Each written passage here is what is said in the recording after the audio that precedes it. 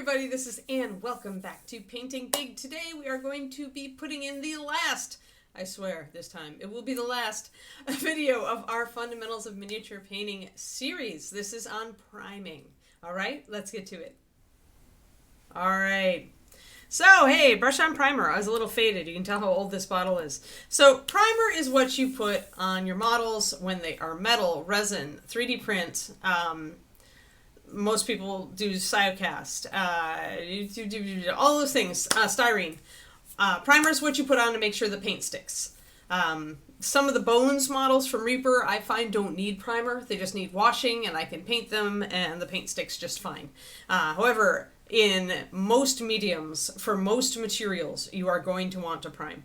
So we're going to talk about the different primers today. We're going to talk about some of the hazards and quirks of using various primers today. I'm going to show you the primer lesson I used to give at Reaper Paint Club for brand new people into the hobby. And then we're going to tackle different colors of primer real briefly. I'm just going to run down the list and we can just talk about each one just a little bit so you can maybe get a feeling for which way you might want to try first. So then, let's talk about a brush on a primer. This is the Reaper brush on primer. Vallejo also does a brush on primer. There's a lot of different, Stynylrez is meant to be either brushed on or airbrushed. You'll find that a lot these days, that a brush on primer is actually meant to be used in an airbrush just as much as it's meant to be actually put on with a brush. And then there are also just airbrush primers. So there are primers that are formulated for being used in the airbrush. But with brush on, the thing to remember with most of these guys is that you do want to thin it just a little. You also want to shake them really well. A primer is usually a lot finer particulate matter because it's got to stick, right? There are a couple different things that are going to give you that nice primer coating.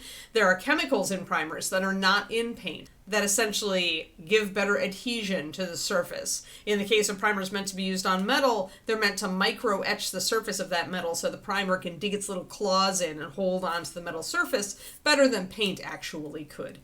There are a bunch of different things, a bunch of different chemical tricks that primers have going on that just make them adhere to the surface much better than just paint. And then they themselves have a certain graininess to their surface, even if it's at a level you can't see, that enables paint to stick its little claws in and cling to the primer.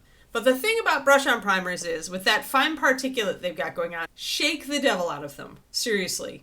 Shake them like crazy. Make sure, in the case of Reaper, there's a little agitator. Make sure you can hear it before you squeeze it out.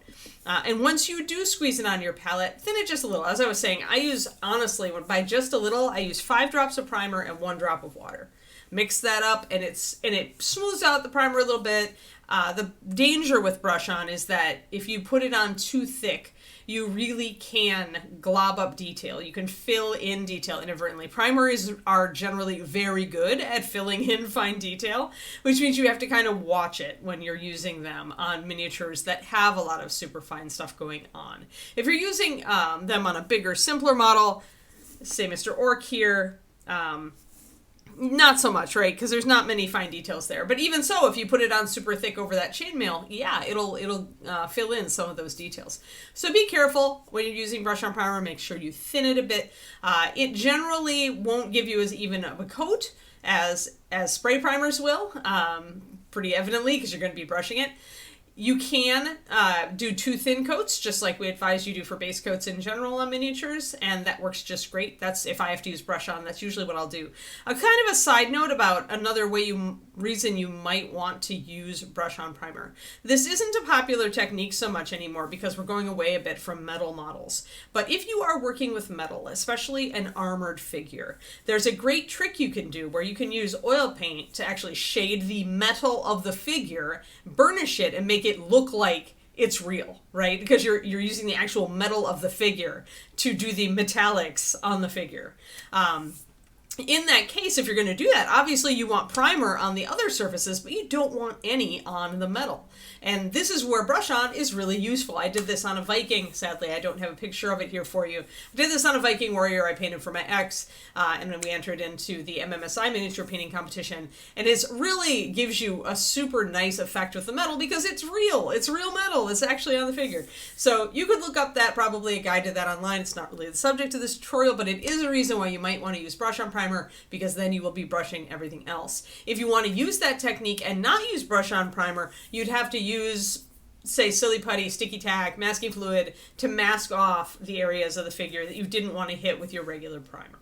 And now we're into the realm of spray primer. So let's talk about spray primer. I'm going to go out to face cam again for this one because I'm going to have big examples to show you. Yes, big examples. But let's talk about airbrushing first. So why would you want to prime with an airbrush? A lot of people who do this tell me that the reason they love to do it is that it gives them a lot more control. The aperture on your airbrush is smaller than a standard primer can. Priming a miniature with your standard primer can is just like Red Dragon breath hitting a level 1 adventurer. It's everywhere and it covers everything and you're not getting out of it. And you're probably not coming out of it alive, but no, your miniature will come out alive. But you get the idea, right? There's this giant cone of primer that's descending onto your figure. And so you don't have a whole lot of control. You don't have a lot of fine control.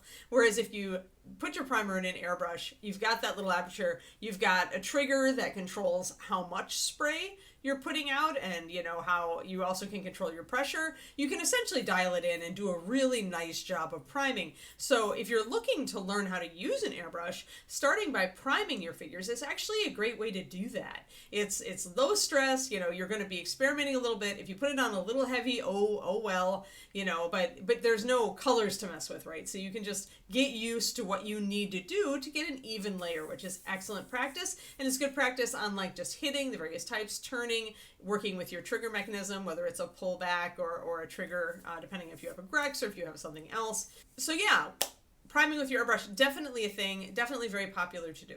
So aerosols. Aerosols spray primer is probably the thing that most of us use. I even use them. I'm too lazy to set up my airbrush and then to have to break it down after priming. So I tend to use spray primers most of the time. There are many brands. I am fond of Tamiya, however you say it, the Japanese brand for hobbying. I use Games Workshop a lot because I actually find that even though it is a very expensive primer, I've never had one of their cans give me a problem, and I've never had a problem with their primer graining out or doing anything weird on me. So those are two brands I like. There are many brands. Take your friends' recommendations. Ask on social media, whatever you want to do to find the primer that's the best primer for you. Aerosols come in various sprays. A lot of people will use cheaper craft or automotive primers like Krylon. This can be good, bad, or ugly, depending. I've had a lot more of those cheap Krylon cans kind of poop out on me after only using a quarter of them, just clogging irreparably, at least for the amount of time that I'm willing to put into trying to unclog it.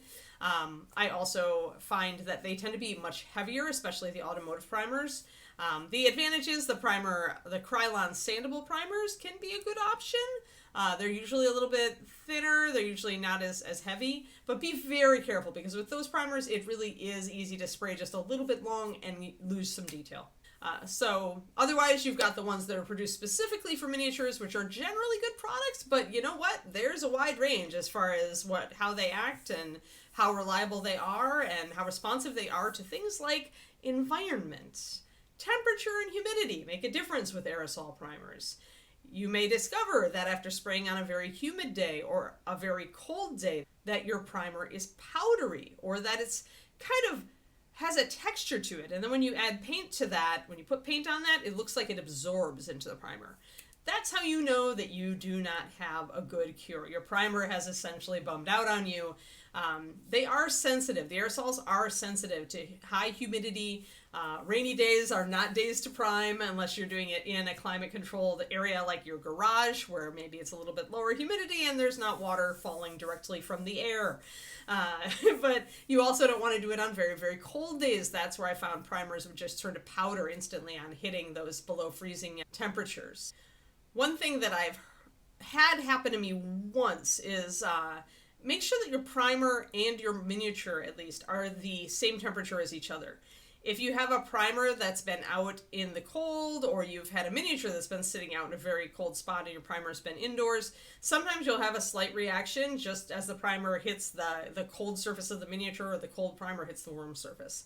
I had that happen when I had a cold miniature and I was spraying it with the room temperature primer. So it can give you that dusty kind of like paint absorbs into it, kind of a fuzzy primer is what we call that. And it does look fuzzy. You can look at it and see that it's not right. So keep those things in mind when you're using aerosol primers. Another thing to say is that with miniatures, usually a slight under priming is better than over priming. Over priming is going to make you lose detail or build up texture on the model. Whereas as long as you've got a thin layer of primer, especially in aerosol, if you've got a thin layer of that primer, that's usually enough for the paint to stick to. It might feel counterintuitive, but it's true. So if you must err on one side or the other, like if you've mostly got the miniature covered, you can see through the speckles here and there, just go with that, rather than hitting it with a super heavy coat and then regretting it and losing detail. All right, let's get to the primer lesson. So this is silly, and for those of you who are experienced, you don't need to watch this part, but for you who are new, this is what I used to show people at Paint Club at Reaper Miniatures every Saturday. If we had new people come in and they bought a metal model and they needed to prime it, I would be like, come with me, we're gonna go out into the shipping dock and I'm gonna show you how to prime. So the first thing you need is a primer plate. I just use the dinette, like paper plates, the heavy ones though, so that I can put a decently heavy model on it. So if I was going to prime this Corgi Mage will be our subject today. If I was going to prime this model, I would place it on the plate, lying down. Grab your primer. When you are using a shaky can, shake it a lot. Shake it up and down, but also do the swirl. Essentially you want to get all that stuff. I won't shake it too much because that's loud on the mic, I'm sure. Shake it and swirl the little bearing around the inside. Make sure that it's nice and shaken up, especially if you haven't done anything with it for a while. Most spray primers need to be held about 8 to 12 inches away from the model. So if we get the model right up here, this is about 8 inches. 12 inches is about like that. It's not really that far away, see? So pretty close. You don't want to ever spray it down here. You don't want to be spraying way back here. If you spray down here, you're going to suffocate the model in a huge flood of primer. If you spray back here, the primer's going to start drying before it hits the model. So once you've got your mini on your plate, essentially start from any direction you like. I tend to start from underneath. So with the can at a slant, I'm going to spray across the model from the underside. And I'm pretty much going to spray like that. 1, 2, 3, 4, 5, about like that, just short. And you start spraying not on the model, you start spraying to the side of the model. The reason is, when you start spraying this, there can be gunk from your previous prime. There could even be, gunk from just the way you ended your last spray. Starting at the side of the model and then going across the model. So hitting the plate first and then sweeping across means that any particulate matter or extra gunk that's in your nozzle is going to spray onto your plate, not onto your mini. And yes, I've seen people be very disappointed by starting their spray on the model. So spray. Turn the plate 90 degrees. Spray. 90 degrees. Spray. 90 degrees. Spray. And so you're at about a 45-degree angle, I would say. And what this does is it hits everything. The undersides, which a lot of people, when they're if they've got the model standing upright and they try to spray it, the undersides of stuff are not getting sprayed. Any deep indentations in like capes and stuff, you're going to get when you spray from the side. So then, put the model down, let it sit, let it dry, then gently flip it over. And do the same thing. Spray. Turn it another quarter. Spray. Turn it another quarter. Spray. So you've got all 4 directions, 2 sides. Let it dry. Pick it up. Look at it. Part of it may have rubbed off, like this one. Maybe the tiny tip of the nose would rub off. I just touch this up with brush on primer and start painting. Some primers do have a cure time with aerosols, but I find in general that if it is dry to the touch, you are good to go. So what that primer technique is meant to do is really meant to get every single nook and cranny. So you shouldn't really have any problems, any metal showing after that. On the rare occasion that there's a really deep cut back into a cape fold or something, you might have to touch up with brush-on primer.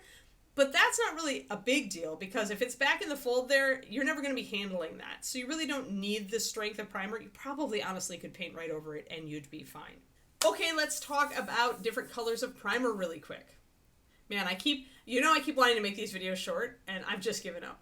I have just given up. You're just going to get 20-minute videos. I'm sorry, everybody. It's just the way I roll. So let's talk about different colors, and for this we can go back to Minicam. All right. So, by the way, there are black and gray brush-on primers as well as white. So whatever color you like, you can find. So I did this orc in black. Black is what a lot of starting painters use, and the reason for that is that when you paint acrylic paint over black primer, it will look darker in general than if you put it over a white.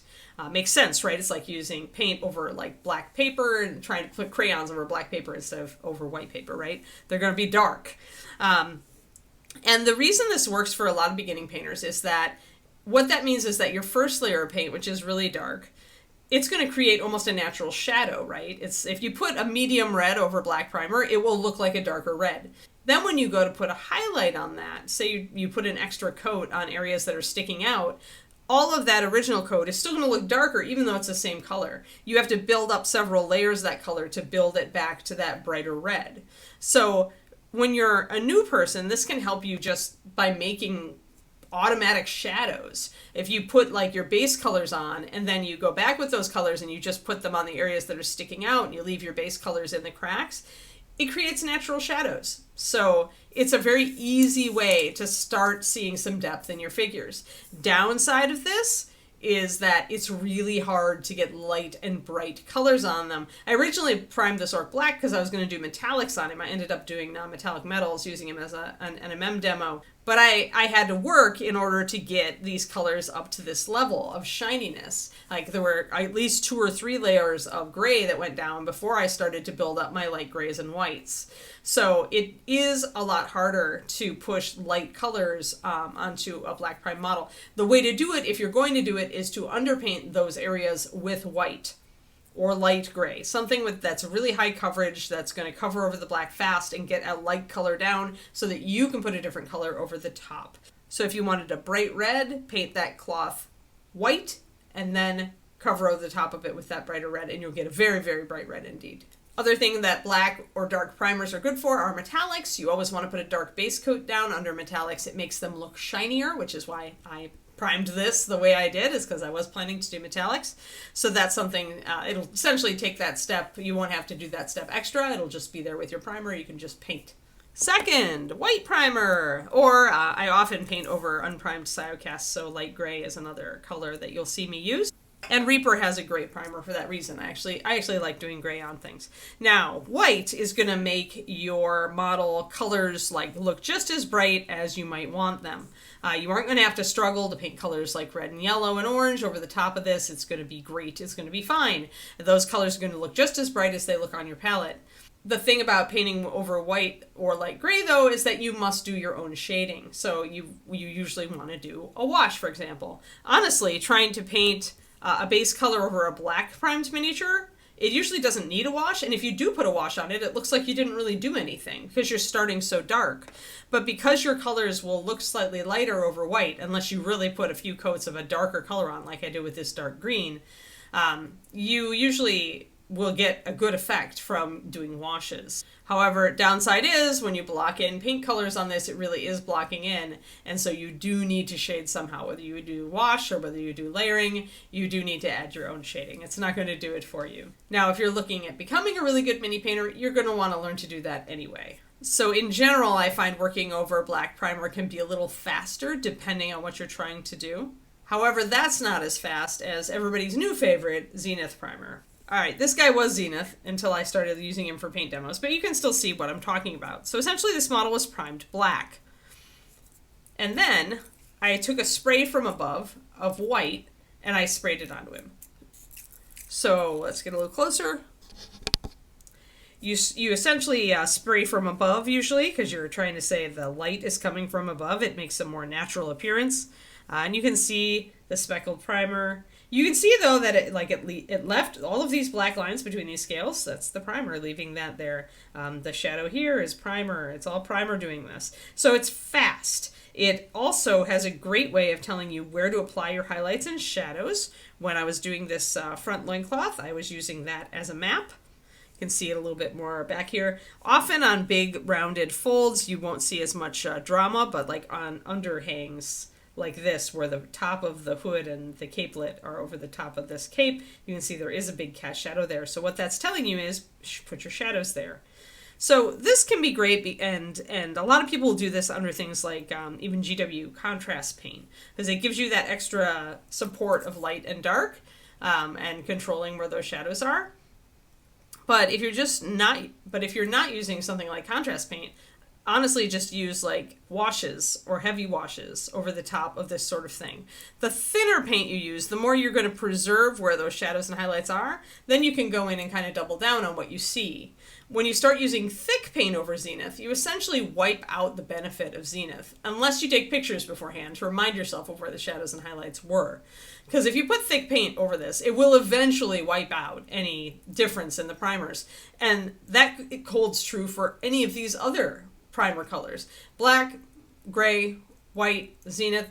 If you're using thick paints, in the end, it's not going to matter much, because in the end, you're going to cover over everything. If I put enough layers of paint onto a black primed model, I can get it to look like a white primed model that I did the same thing on. It just takes time to cover over that dark stuff and get that solid coat going on. However, if you use thinner paint, you can do things like this.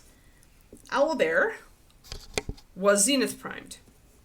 And you'll see this dark shadowing on the haunches and the rich color that's up on the tops of his arms, and this darker color on the underside of his belly, the shadow.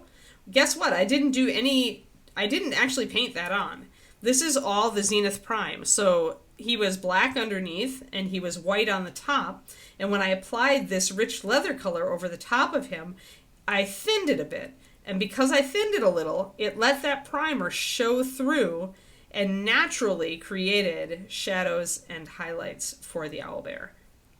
Now there is one extra step to this that you can find. I don't have a direct example of it, but it's called sketch style, where you do a Zenith Prime, but then you go in and you actually put like textured brush strokes. You doctor it a little bit. You essentially re-emphasize your darks. Maybe you add some cloth texture-y stuff, or a particular brushstroke pattern. Maybe you put some wood grain on the staff and stuff like that. And then you take your thinned paints and you put it over the top. And that way you can even produce like a quick result. Yeah, sure, the sketching takes a while, but you're just working in black and white, so you're just working fast and you don't need to mix up a whole bunch of different colors. And then you put those heavy washes over the top and boom, you've got texture on your cloth and your wood grain and everything, and you did it super fast, like relatively speaking, to painting a whole model.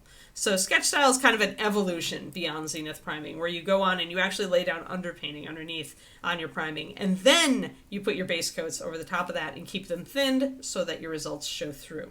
I wanted to show you one more, and this is again a white prime. This is our crystal dragon. Let me back up so you can see him. He's kind of big. This is definitely a white prime, an example of something that I would do a white primer on. You can see the white prime that I did on him. He's a 3D print.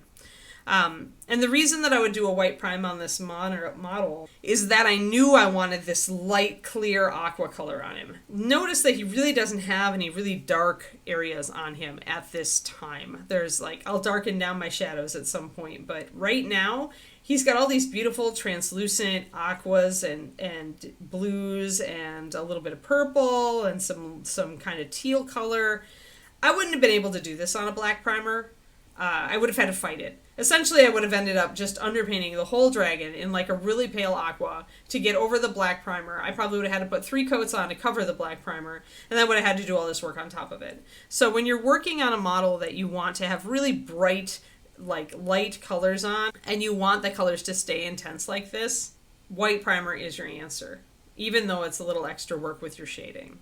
Whereas if you're working on a demon prince and you want him to be really just feel dark, start with that black primer and then double down on all of that with your paint job. If you're doing something like a vampire where you want dark armor but you want the skin to be very pale, prime black, then take white paint or white primer and just paint like the face and skin in white so that you're essentially white priming just the skin tones and everything else is black. And that will give you a lot of extra contrast. Okay, that's the end of my tips and tricks for today's priming video. Plus you got a primer lesson, plus you got some breakdowns of the different ways you can prime and the different things to watch out for, and the different whys and wherefores. I hope this has been instructive for everybody. Remember, I have a Patreon, patreon.com/paintingbig, just like there below the screen there. Every month I do a $2 PDF companion for one of these videos. I wasn't going to necessarily do it for this priming video, but there's so much information, I think I am going to do it with this video for this month.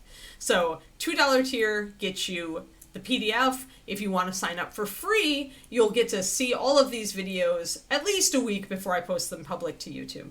All right? Thanks so much, guys. This is the last fundamentals. Next time, we're going to start our Fundamentals in Practice series. And now we're going to be tackling some more specific stuff you see and have to paint on miniatures and how you would tackle that. All right? I hope you're looking forward to that series. I am big time. This is Anne signing off.